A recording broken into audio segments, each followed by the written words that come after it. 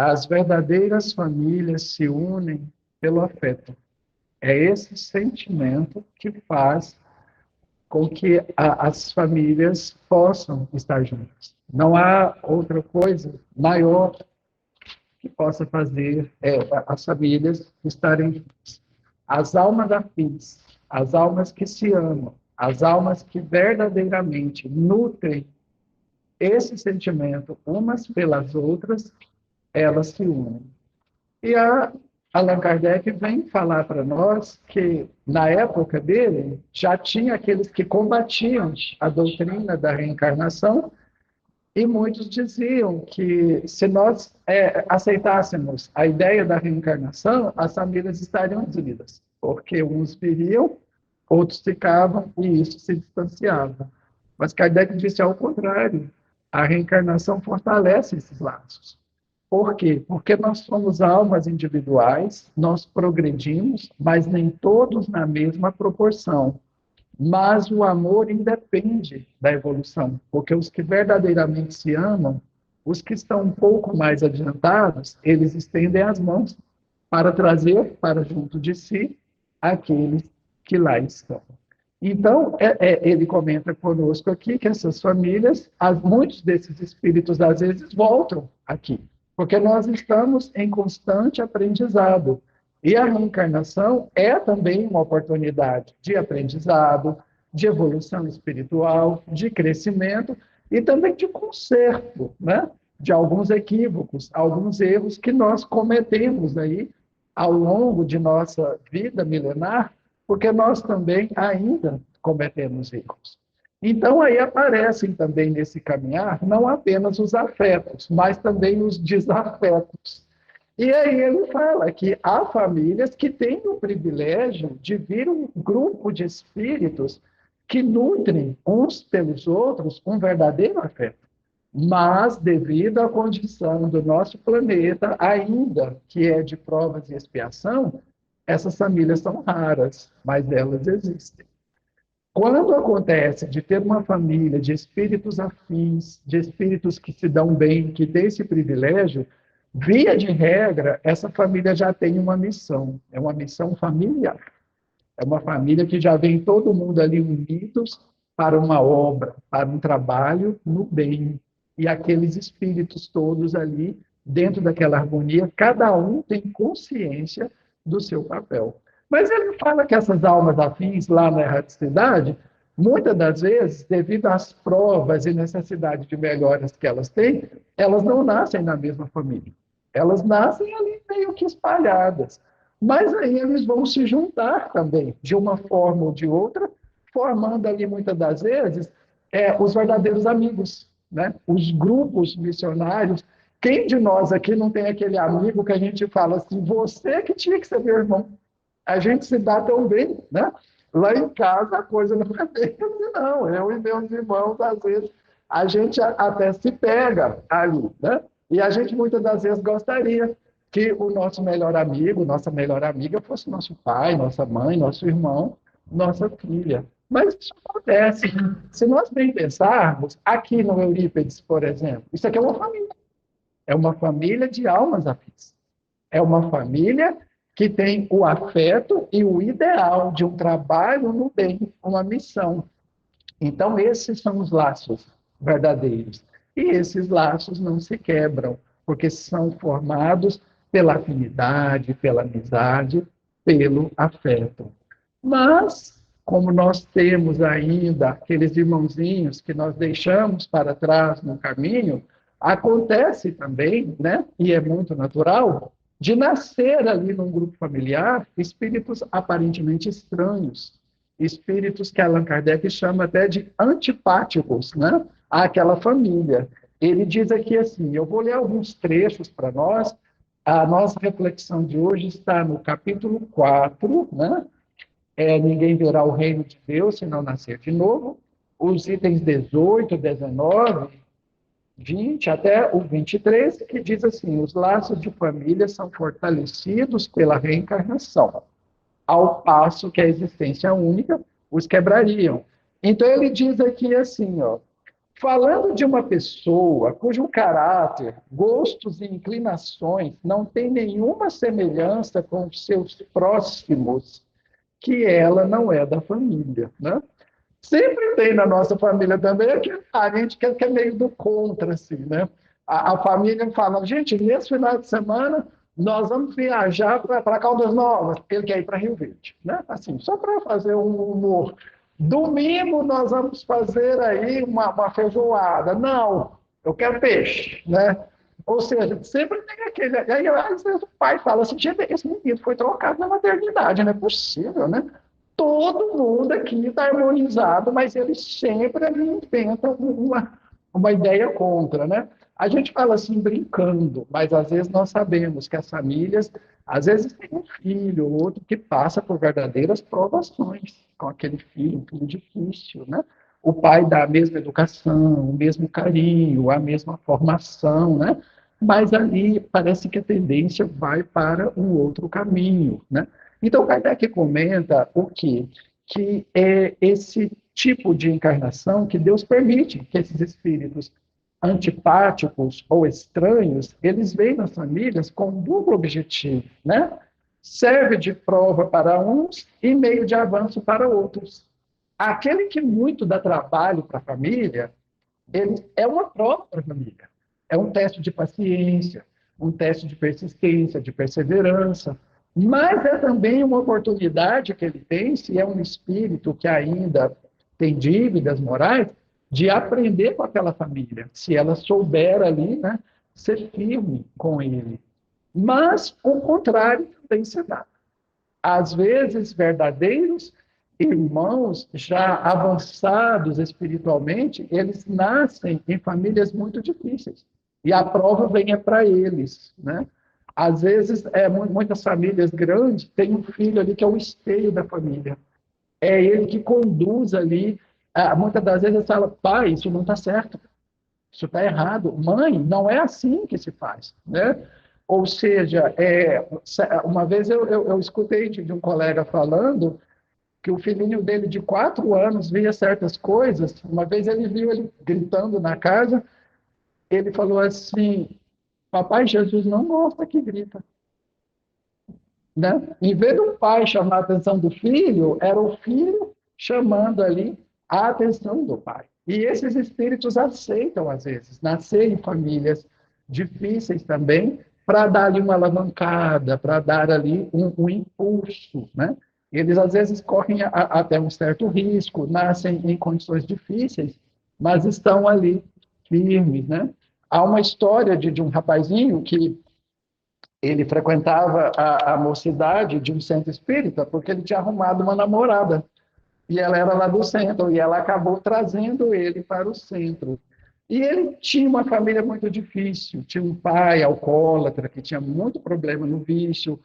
A mãe também era já muito nervosa de ver o marido daquele jeito.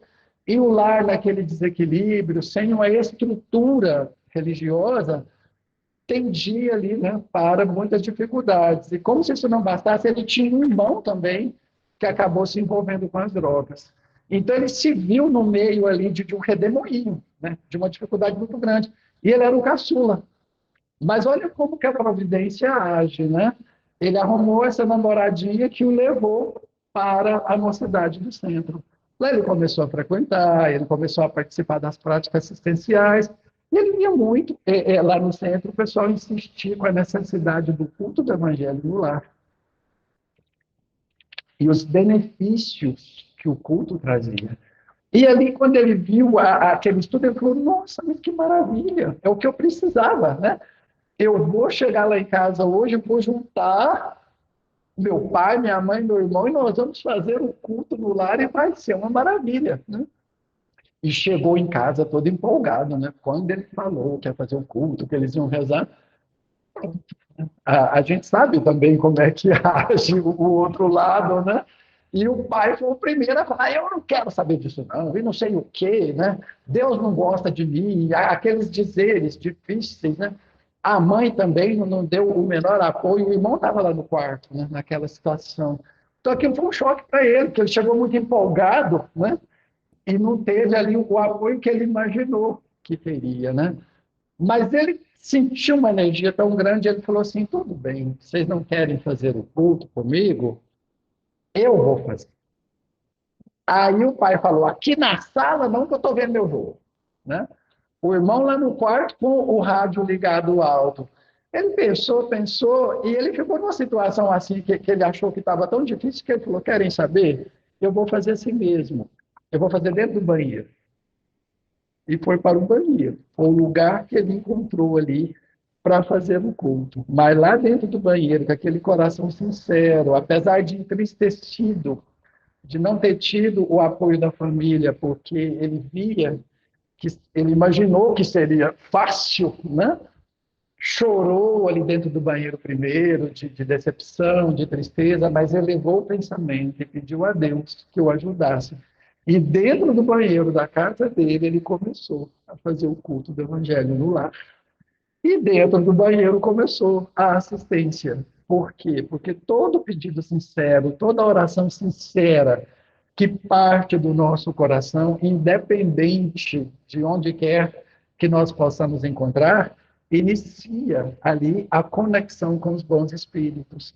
E os bons espíritos, então, começaram a agir. Foi um culto, foi dois, foi três, foi quatro, foi cinco, até que um dia ele lá fazendo a oração, a energia ali saindo, o irmão dele ouviu ele orando, ele lendo, ficou curioso, ficou ali escutando, né?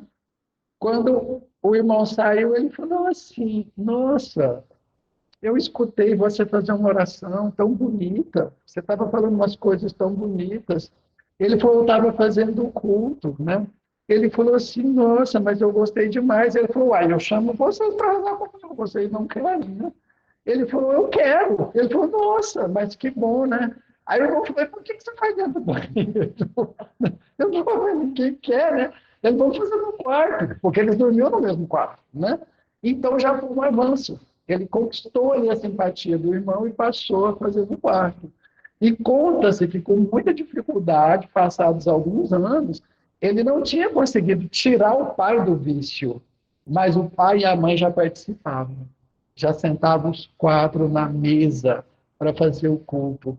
E nós sabemos que aquele dizer bonito dos nossos irmãos católicos, né? A família que ora unida, ela permanece unida. E aí vem a parte dos bons espíritos. Por quê? Porque sempre que a gente vem reencarnado, não tem todos. Alguns ficam de lá. E eles torcem por nós, eles velam por nós e eles nos ajudam. Então, quando aquele irmãozinho começou ali a mover forças no bem, a espiritualidade começou a agir dentro daquela casa. E ali é onde havia uma sintonia com espíritos do vício, espíritos da cólera, da raiva, porque os pais brigavam muito. No momento do culto do evangelho, facilitou também a atuação dos bons espíritos ali, fazendo um saneamento na casa. Por isso que a doutrina recomenda tanto a nós fazer o culto no lar, porque é uma extensão desses benefícios que a gente recebe aqui. Então, o contrário também se dá. Às vezes há famílias que têm filhos difíceis, mas às vezes tem filhos que têm famílias difíceis. Mas tudo dentro de um planejamento, né? E aí Kardec prossegue dizendo assim, como que é complicado as consequências da doutrina que não acredita na reencarnação, das doutrinas que acham que nós temos uma única existência e que a gente vem, passa por aqui e tem um destino, né? A primeira objeção que Kardec faz, né? Vejamos as consequências da doutrina da não reencarnação. Olha esse dizer aqui que interessante. Essa doutrina anula necessariamente a pré-existência da alma. Ou seja, nós não existíamos antes, né? Nessa doutrina de única vida. A alma é criada junto com o corpo, né? Então, o que acontece? Sendo as almas criadas ao mesmo tempo que o corpo, não existe entre elas nenhum laço anterior, certo? Por quê? Porque não houve um retorno, é um nascer ali, tanto do corpo quanto do espírito. E aí a gente faz umas perguntas, porque todo mundo conhece essas histórias.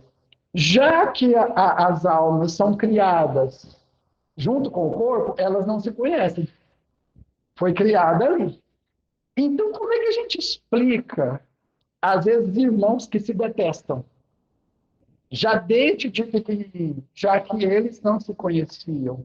Ou por que que, às vezes, ali na família tem dois, três que se gostam tanto e outros que não se dão de jeito nenhum, né?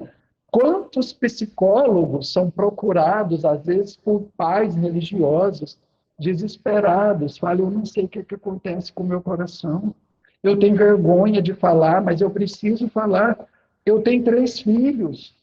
2 eu gosto demais, mas eu tenho um lá que eu não gosto dele. Eu não sei por que eu não gosto. Eu tento ali fazer o meu melhor por todos eles, mas eu sinto, está no meu coração, né? Como explicar isso? Já que a alma foi criada junto com o corpo. Não devia, então, ter esses sentimentos, né? Eu estive professor na escola André Luiz, aqui na T2, com a Rua da Santa Casa, durante 13 anos.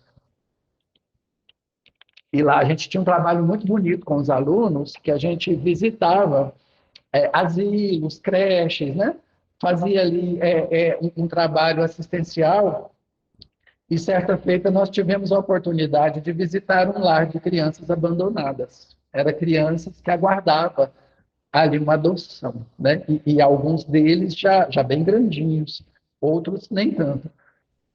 E aí a gente ia, levava brinquedos que a gente arrecadava, fazia um dia bom com eles. Era bom para eles, mas mais para os nossos alunos, né?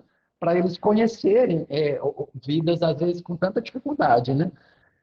E aí lá um fato nos chamou a atenção demais da conta. Havia 2 menininhos gêmeos, muito, mas assim, quem olhasse num e olhasse no outro não conseguia separar. Do tanto que eles eram gêmeos assim, idênticos, muito parecidos, né? E eles tinham um defeito na perna direita, tanto um quanto o outro. E falava com muita dificuldade, embora já tivesse quase 5 aninhos, né? E os meninos encantaram com eles, que eles eram bonitinhos demais, e sentados numas cadeiras que tinha rodinha. E as cadeiras estavam, cada uma amarrada numa grade. Tinha uma corda, mais ou menos assim, que eles se movimentavam, mais amarrada uma corda na cadeira de um, na grade de um para cá e o outro para cá.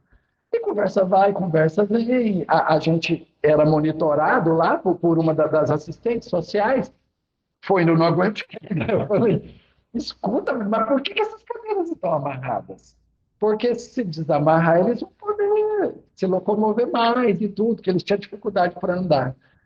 Ela olhou para nós e falou assim, vocês não vão acreditar. Se soltar os dois, eles se pegam, mas um avança no outro. A gente não consegue entender, mas eles mudam. Ela chegou a usar o termo transfigura. Eles se transfiguram num ódio medonho um pelo outro, e um vai no rosto do outro que, se deixar, fica as marcas. Né? Então, aí a gente vê como explicar isso fora da visão da pluralidade das existências. Como dizer que aquelas almas foram ali criadas junto com o corpo? Por que um corpinho com defeito? Um corpinho com defeito, outros não, né? Muitas das vezes, quando a gente questiona isso, né, a pessoa fala, mas a gente não pode questionar a vontade de Deus, mas a gente fala, mas peraí, por que tem uns feios e uns bonitos? Por que uns nascem na opulência, ou outros na miséria? Por que uns perfeitos, outros não? Fica muito difícil de aceitar a justiça de Deus sem essa ideia, sem essa visão da reencarnação. Então, Kardec refuta aqui essa questão da alma ser criada junto com o corpo. Né? Isso quanto ao passado. E o futuro? Porque essas religiões dizem que nós só temos 2 caminhos. Se você foi bom, se você foi um homem de bem, uma pessoa de bem, se você nunca errou, você vai para o paraíso. E é para sempre. Né? Mas se você cometeu erros, sejam eles quais forem, você vai para o inferno. E aí? Como diz uma música, e nós somos totalmente bons para merecermos os céus, ou totalmente ruins para irmos para o inferno, já que é eterno, né? Então, fica aí mais outras reflexões, né? Vamos voltar ali naquela família que ama os filhos, mas um daqueles filhos é tão difícil, por mais que eles educaram, por mais que eles tentaram, por mais que fizeram esforços, ele se enveredou para a criminalidade, né? E vamos imaginar que ele veio a óbito na criminalidade. Como que aquele pai, porque um pai não deixa de amar um filho, por mais trabalho que ele dê. Como que aquele pai, aquela mãe vai ser feliz lá no paraíso, sabendo que o filho está lá no inferno e para sempre? Como resolver isso, né? Certa vez nos chamou a atenção o caso de um moço que amava muito a esposa dele, mas ela sofria uma crise de depressão muito grande. E ele lutava para que ela melhorasse e tudo, mas era uma prova muito difícil. E certa feita, num descuido dele, deixou ela em casa, foi para o trabalho, ela ficou sozinha, sem acompanhante, ela veio a cometer suicídio. Ela tomou uma quantidade muito grande de uns comprimidos e não teve como salvá-la. Por mais que se tentou, ela veio a óbito, né? E ele chegou a falar numa entrevista, né, para as câmeras, ele falou assim: hoje foi embora a alma que eu mais amo nessa vida. Eu não tive como detê-la. Eu descuidei e ela acabou cometendo esse ato contra a própria vida dela. Mas alguma coisa que no meu coração diz que o meu amor por ela é mais forte do que tudo, e eu vou ter outra oportunidade de reencontrá-la, e nós vamos recomeçar, e eu hei de ajudá-la melhor, né? Então, aí a gente vê que esse afeto, esse amor, ele é inquebrantável, né? Ah, aqui tem um outro trechinho que diz assim: a reencarnação, pelo contrário, ela diz o seguinte: nós estamos aqui progredindo, aprendendo, melhorando, e aqueles que ficam, a gente tem condições de ajudá-los ou de sermos ajudados por eles. Com a reencarnação e o progresso que é sua consequência, todos os que se amaram reencontram-se na Terra e no espaço e gravitam juntos para chegarem a Deus. Se a gente caminhasse tudo juntinho, bonitinho, é uma beleza, mas a gente é assim, devido às nossas conquistas também. Se há os que falham no caminho, retardam seu avanço e sua felicidade, mas a esperança não está toda perdida. Ajudados, encorajados e sustentados pelos que os amam, sairão um dia do lamaçal em que estão enterrados, né? Quem é que leu Renúncia, aquela história linda, né? Que o Emmanuel traz para nós, pela psicografia do Chico Xavier, vai ver lá, né? O irmão Carlos, ele precisava reencarnar, alguns erros do passado que ele precisava consertar, e tinha lá o Alcione, que o amava muito. Ela nem precisava estar aqui, mas ela tinha um amor tão grande que, mesmo sabendo que ela corria um risco, ela quis vir com ele. Ela reencarnou no intuito de o ajudar, né? Eles sabiam que não poderiam ficar juntos, era arriscado para ela, mas eles vieram, reencontraram, né? Não era para ficar junto, não pôde, e ele não entendeu. E ele era o que precisava ali de melhorar, que ela já tinha lá as conquistas delas, né? Mas o que, que aconteceu? Acaba que, novamente, ele incorre nos mesmos erros, ele falha nos mesmos lugares e ainda se torna uma vítima dele, né? Para piorar tudo, no final, ela acaba sendo vítima ali das torpezas dele, porque ele não sabia que era ela que ele estava ali perseguindo. No final ali da existência dela, ela passou por lutas que ela não precisava, passou por lutas atrozes, ele a reencontra. E ele sabia que ele era o culpado dela estar naquela situação. Mas o que, que ela diz para ele? Você vai voltar e vai recomeçar novamente, né? E o Pai vai te dar forças para conseguir. Porque essa existência é você perdeu grandes oportunidades de se melhorar. Mas ela ia guardá-lo. Por quê? Porque era o amor que ela sentia por ele ali que mantinha a situação dos dois. Então, Kardec termina essa reflexão dizendo que, para nós aqui, há 4 caminhos bastante conhecidos. O primeiro é o nada, segundo a doutrina do materialismo. O materialismo fala, morreu, acabou. E o materialismo é responsável, nesse caso, ainda por uma corrente de egoístas, de vaidosos e orgulhosos, que por não acreditar nas consequências de uma vida após a morte, ainda comete muitas atrocidades.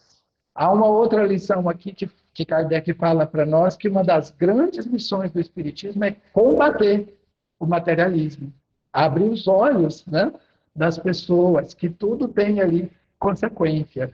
Há também a doutrina panteísta, que fala que a gente saiu de um todo, que pode se chamar Deus, mas quando a gente voltar, a gente volta para esse todo. Então, tanto uma quanto a outra, a nossa individualidade não existe. No materialismo não existe, que ele fala que acaba.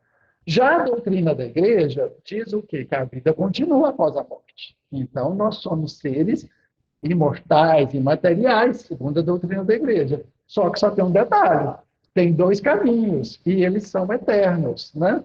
Ou o céu ou o inferno. E não tem como modificar isso, né? Com a pluralidade das existências, segundo a doutrina da reencarnação, nós temos sim a nossa individualidade, mas com direito à progressão, à nossa melhoria moral e os nossos afetos, aqueles a quem amamos, a chance de um dia, seja mais cedo ou mais tarde, de os reencontrar. Então, sem sombra de dúvida, a reencarnação fortalece os laços de família. Ela não vai deixar aqueles que verdadeiramente se amam desagregados, separados, sob nenhuma hipótese, porque o amor do Pai por nós é maior e nós sempre teremos aí uma oportunidade de reparar os nossos erros. Finalizando, então, a nossa conversa, o que a gente quer dizer aqui? Vamos ler aqui o finalzinho da lição, que diz assim: com a pluralidade de existências, que é inseparável da progressão gradual, há a certeza da continuidade de relações entre os que se amaram. E é isso que constitui a verdadeira família. Que nós possamos cuidar das nossas famílias com muito amor, possamos zelar uns pelos outros, manter esses vínculos com respeito, com bondade, com serenidade, ter toda calma, toda paciência, todo amor com aquele que pensa diferente, né? Porque nós não estamos juntos por acaso. E agradecer a Deus a oportunidade de termos aí as nossas famílias consanguíneas e as nossas famílias espirituais também, que nos dão força, né, para que a gente possa caminhar. Eu agradeço a vocês imensamente a oportunidade e que Jesus nos abençoe sempre. Muita paz.